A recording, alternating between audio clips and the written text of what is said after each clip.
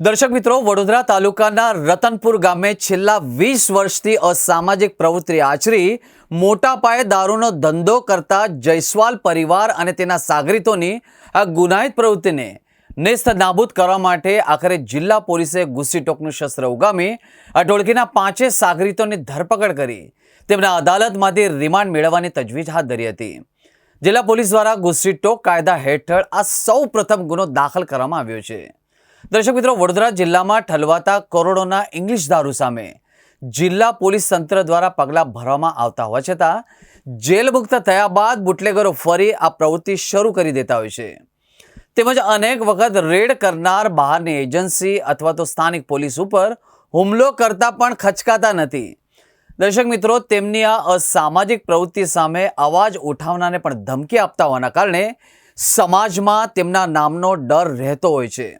ત્યારે વડોદરા તાલુકાના રતનપુરનો રાકેશ ઉર્ફે લાલો રજનીકાંત જયસ્વાલ, જે 2005ની સાલમાં અસામાજિક પ્રવૃત્તિ સાથે સંકળાયેલો હતો, તેની સામે ખૂનની કોશિશ, સરકારી કર્મચારીઓ પર જીવલેણ હુમલો, લાખોના દારૂની હેરાફેરી, ખોટા દસ્તાવેજો બનાવવા સહિત 31 ગુના નોંધાયેલા છે।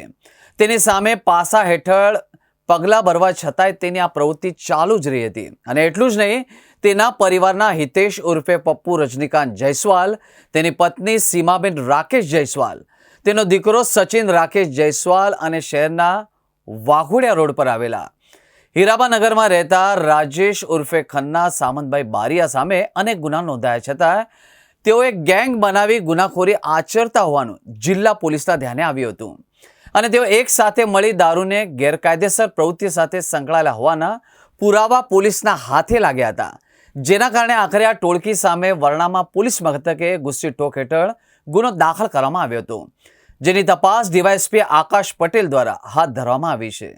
ગઈકાલે વડોદરા ગ્રામ્ય જિલ્લાના વરણામા પોલીસ સ્ટેશનની અંદર એક ગુસ્સીટોક એક્ટ હેઠળનો ગુનો રજીસ્ટર કરવામાં આવ્યો છે। આ આતંકી પ્રવૃત્તિ અને ઓર્ગેનાઇઝ ક્રાઇમ ખિલાફ યુઝ કરવાનું એક સ્પેશિયલ એક્ટ છે।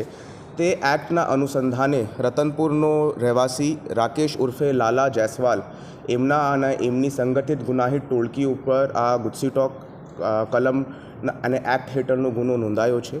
આ ગેંગ ઘણા વર્ષોથી વડોદરા ગ્રામ્યના એરિયાની અંદર એક્ટિવ હતી। એના સિવાય એમના અગેન્સ્ટની અંદર છોટાઉદેપુર, અમદાવાદ અને સુરત જિલ્લાની અંદર પણ ગુનાઓ નોંધાયા છે। મુખ્ય તौर પર બુટલેગિંગની એક્ટિવિટીથી આર્થિક લાભ મેળવીને આ ગેંગની એક્ટિવિટી હતી અને એની સાથે આપણા વિસ્તારના લોકો ઉપર ધાકધમકી આપવાનું, કોઈ એમના અગેન્સ્ટમાં બાતમી આપે તો એમના ઉપર અસોલ્ટ કરવાનું અને પોલીસના ઉપર પણ અસોલ્ટ કરવાના કેસીસ આ ગેંગ ઉપર રજિસ્ટર્ડ છે।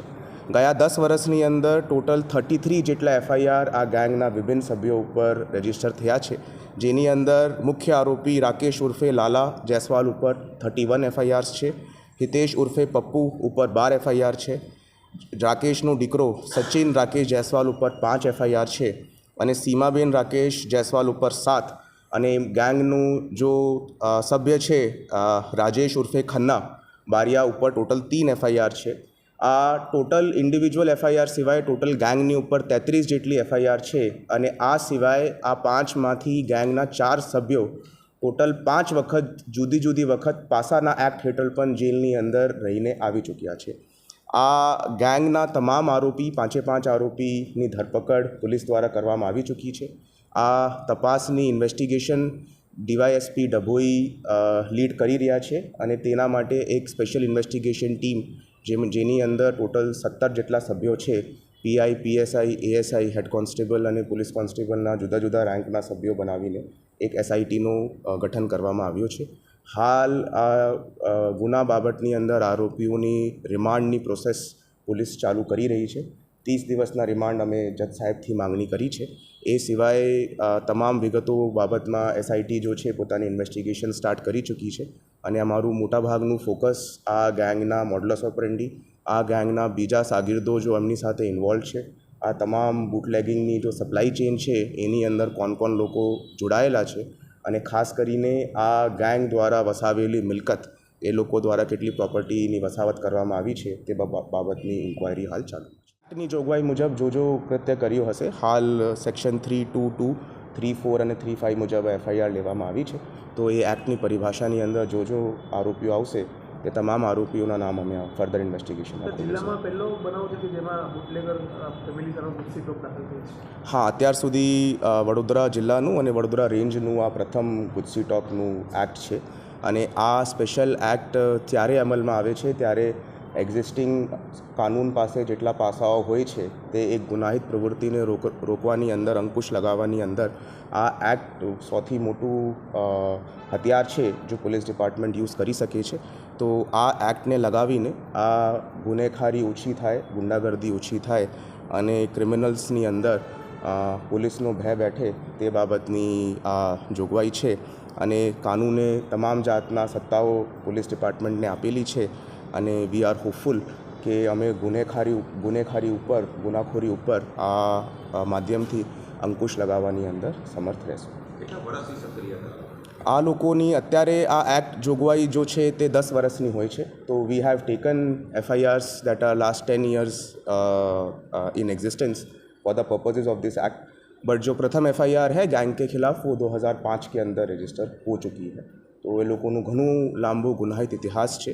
And the FIR also includes one of the FIR जिसमें ये लोगों ने पुलिस की रीडिंग पार्टी ऊपर भी असॉल्ट किया है. એમને પણ જાનથી મારવાની કોશિશ એમના દ્વારા કરવામાં આવી છે.